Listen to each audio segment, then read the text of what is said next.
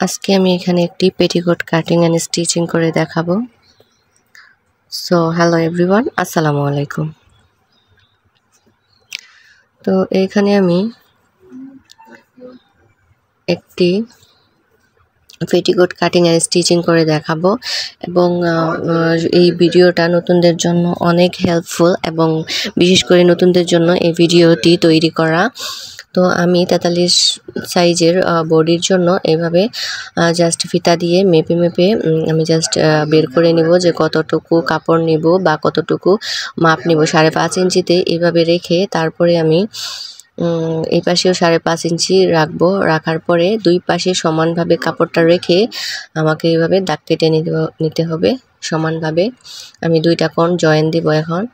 তো আমাকে 5.5 ইঞ্চি দুই পাশে করেই নিতে হবে যাতে হচ্ছে সমানভাবেই থাকে। তো একটু বাঁকা হলে আমি সাইড থেকে আমি জাস্ট কাপড়টা এভাবে কাটা শুরু করব।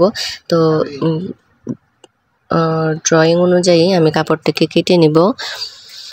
তো কাটা হয়ে গেছে আমার। আমি বলে রাখি আমি এক সাইড থেকে বেল্টের কাপড়টা নিয়েছি এবং এই চওড়া সাইড থেকে আমি ফিতার কাপড়টা কেটে নিয়েছি। তো এটা হচ্ছে বেল্টের কাপড়, আমি অফ ক্যামেরায় করে নিয়েছি। তো দেখুন বেল্টের কাপড়টা আগেই আমি কিছু করব না। তো আগে আমি পার্ট বাই পার্ট জোড়া দিয়ে নিব। তো 3 পার্ট আমি 1 পার্টে করব, যেহেতু আমি 3টা পার্ট জোড়া করে একটা করব। সো আমাকে প্রথম থেকে মাঝ বরাবর যে বড় অংশটা আছে সেটার সাইডে আমাকে এক সাইডে রাখতে হবে। তো আমি এভাবে জাস্ট 2 পার্টে সেলাই করে নেব। তো 2 পার্ট আমাকে এভাবে সেলাই করে নিতে হবে। তো সেলাই করার পরে আমাকে আরও একটা পার্ট সেলাই করতে হবে। জাস্ট মিডিলে রাখবো বড় পার্টটা এবং 2 সাইডে রাখবো ছোট 2টা পার্ট। তো এই জন্য আমাকে 2 পার্টে সুন্দর করে সেলাই করে নিতে হবে। তো বলে রাখি এখানে একটা সেলাই দিলেই যথেষ্ট, এখানে 2টা সেলাই দেওয়ার প্রয়োজন নেই। সো 1 ইঞ্চি একটু কম রেখে আমি সেলাই করব। তো সেলাই হয়ে গেছে।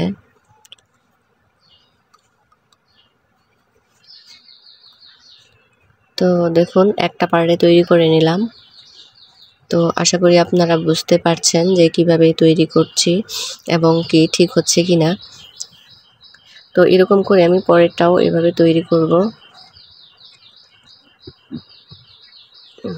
তো সেম নিয়মে আমি এটা তৈরি করব এভাবে। তো একটা পার্ট রেখে মাঝ বরাবর বড় পার্টটা মিডিলে রাখবো এবং ছোট পার্ট 2টা সাইডে রাখবো।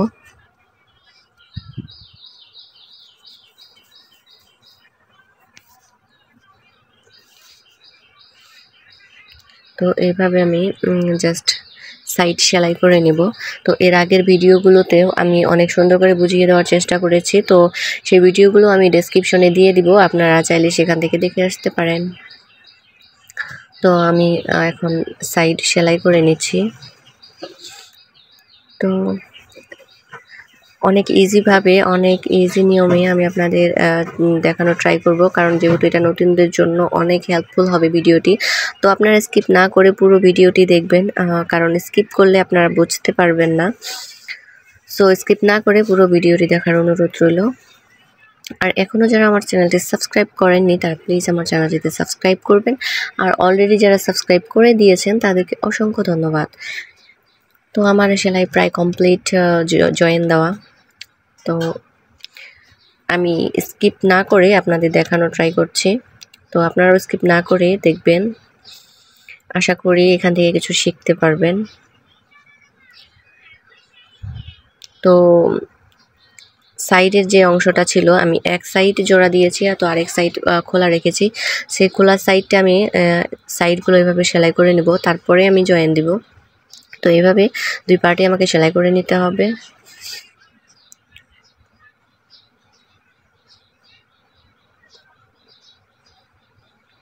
তো 2 পার্টে আমি এভাবে সেলাই করে নিচ্ছি।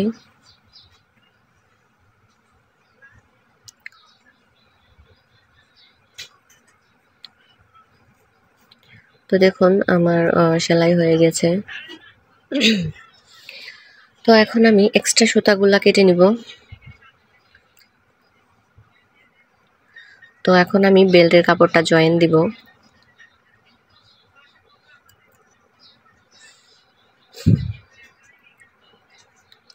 তো এভাবে আমি বেল্টের কাপড়টা জয়েন দিয়ে নিব।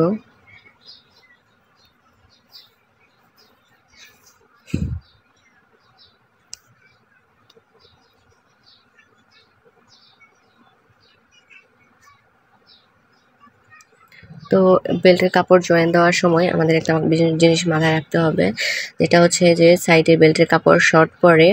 তো আমি এভাবে মেপে নিয়ে যতটুকু কাপড় আমার শর্ট থাকবে ততটুকু কাপড়, এই কাপড় থেকে যদি এক্সট্রা কাপড় বের না হয় তাহলে অন্য কাপড় থেকে অবশ্যই আপনাদের নিতে হবে। তো দেখুন আমি প্রথমে একটা মাপ নিয়ে নিলাম, বেসিক একটা মাপ। এতটুকু কাপড় আমার শর্ট আসে, তো এই কাপড়টা আমি এক্সট্রা কাপড় থেকে নিব, অন্য কাপড় থেকে। দেখুন আমি এরকম একটা কাপড় নিয়ে নিলাম। আমি এখানে আলাদা কালারের কাপড় নিয়েছি আপনাদের বোঝানোর জন্য। তো দুইটা পার্ট আমি যে বেল্টের কাপড় সেটা উপরে রেখেছি এবং নিচের যে মেন কাপড়টা সেটা নিচে রেখেছি এবং উল্টা করে রেখেছি। তো এইভাবে আমি সেলাইটা দিয়ে দিব বেল্টের কাপড়ের জন্য। তো এখানেও আমাকে একটা সেলাই দিতে হবে। তো 1/2 ইঞ্চি পরিমাণ কাপড় এক্সট্রা রেখে আমি সেলাইটা দিয়ে দিচ্ছি। আই হোপ ভিডিওটি আপনাদের অনেক হেল্পফুল হবে। সো নতুনদের জন্য তো অনেক বেশি হেল্পফুল, এজন্য নতুনদের উদ্দেশ্যে বলছি তোমরা ভিডিওটি স্কিপ করবে না, না করে পুরো ভিডিওটি দেখবে, তাহলে কিছু শিখতে পারবে। সো আমি এখানে দেখুন যে কাপড়টি সেটি ভাঁজ করিনি, কারণ নতুনদের জন্য আমি এই অপশনটি বাদ রেখেছি, কারণ তারা বুঝতে পারবে না এবং কি কম বেশি হতে পারে। সো তারা এইভাবে ভাঁজ দিয়ে তারপরে এইভাবে সাইডটা সেলাই করতে পারে, তাহলে কাপড়টি কম বা বেশি হওয়ার কোনো চান্স থাকবে না। তো আমি সেলাই করে নিলাম, এখন আমি ভাঁজ দিয়ে দিচ্ছি এবং বলে দিচ্ছি বোঝার জন্য। তো এইভাবে যে ভাঁজ দিয়ে নিলাম, তো এটা আমাকে সেলাই করে নিতে হবে সাইডের একটা অংশ। তো আপনারা দেখেছেন এক পার্ট আমি এভাবে সেলাই করে নিয়েছি, পরে এই পার্টটা আবার সেলাই করে নিলাম।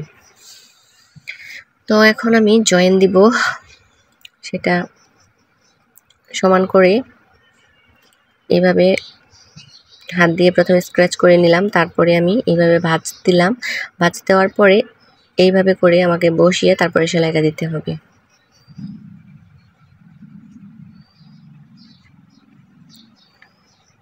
তো এভাবে আমি সেলাইটা দিয়ে নিলাম। তো প্রথমে এভাবে ভাঁজ দিয়ে তারপরে সেলাইটা দিতে হবে চাপ সেলাইয়ের মতো। তো এটা অবশ্যই উপরের যে কাপড়টা আছে সেটা টেনে সেলাই করা যাবে না, এটা লুজ রেখে রেখে সেলাই করতে হবে, তাহলে আপনাদের জাস্ট একটা ফিনিশিং সেলাই আসবে। তো এখনও যারা আমার চ্যানেলটি সাবস্ক্রাইব করেননি তারা দ্রুত আমার চ্যানেলটি সাবস্ক্রাইব করে দিন, এবং ভিডিওটি যদি আপনাদের ভালো লেগে থাকে অবশ্যই ফ্রেন্ডদের সাথে শেয়ার করবেন। এবং নতুন নতুন যদি আরও কোনো ভিডিও পেতে চান তাহলে সবার আগে আপনারা বেল আইকনটিতে ক্লিক করবেন, পাশে থাকা যে বেল আইকনটি এটাতে ক্লিক করবেন এবং অল করে রাখবেন, তাহলে ভিডিও আপনাদের সবার আগে পৌঁছে যাবে আপনাদের কাছে। তো আমি এইভাবেই সেলাই করে নিলাম, দেখুন আমার প্রায় শেষ এটা সেলাই। তো আমি শুধু এখানে একটা সেলাই দেব না, তো সাইডে আরও একটা চাপ সেলাই দিয়ে নেব, পাশাপাশি সেলাই দিব। তো দেখুন 1 ফিট পরিমাণে কাপড় রেখে আমি পাশাপাশি সেলাই দিয়ে নিচ্ছি। তো এটা পাশাপাশি সেলাই দিতে হবে এটা। তো আমি এভাবে চাপ সেলাইটা দিয়ে নিচ্ছি। তো আমি জাস্ট এভাবে সেলাইটা দিয়ে নিলাম।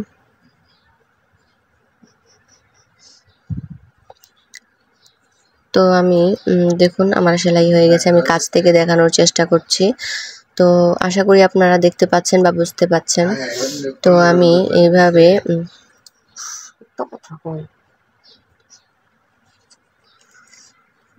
তো সাইডটা আমি এভাবে সেলাই করে নিব।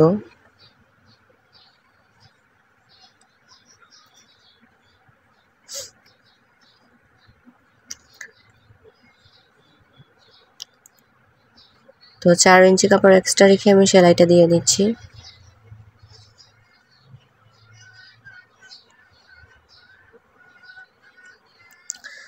তো এখানে ডাবল সেলাই দেওয়ার প্রয়োজন নেই, প্রত্যেকটাই আমি সিঙ্গেল সেলাই দিয়েছি। তো আপনারা এভাবে সিঙ্গেল সেলাই দিয়ে রাখবেন, ডাবল সেলাই দেওয়ার প্রয়োজন নেই। তো নিচের যে সাইডে এইভাবে তেরা হয়ে আছে সেই তেরাটা আমি সোজা করে নেব।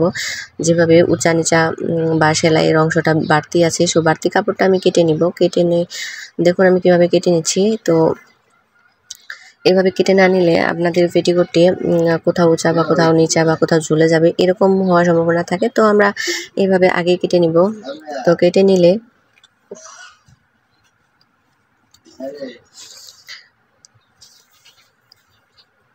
তো পুরো অংশটা আমি এভাবে কেটে নিব।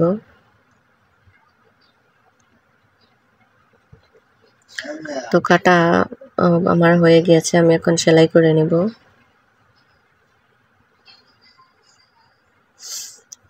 তো দেখুন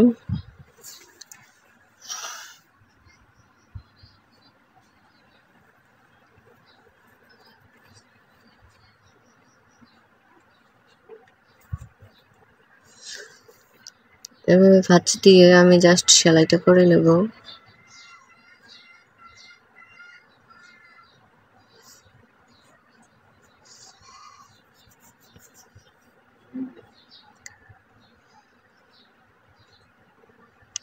জাস্ট এভাবে আমি সেলাই করে নিচ্ছি।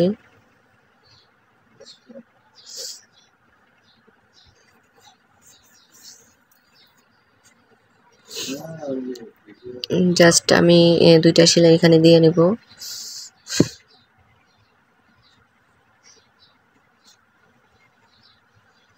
তো পুরো অংশটাই আমাকে এভাবে সেলাই করে নিতে হবে ভাঁজ দিয়ে। উপরে কাপড়টি অবশ্যই টানাটানি করা যাবে না, লুজ রেখে রেখে আমাকে সেলাইটা করতে হবে।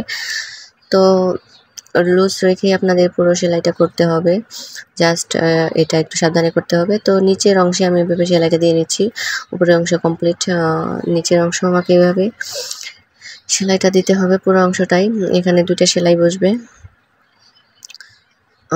সো আপনাদের যে সাইডের বেল্টের কাপড় রেখেছে আমাকে ফিতার কাপড়টা বের করতে হচ্ছে, সেই বের করা কাপড়টি আমি এভাবে ভাঁজ দিয়ে সেলাই করে নেব।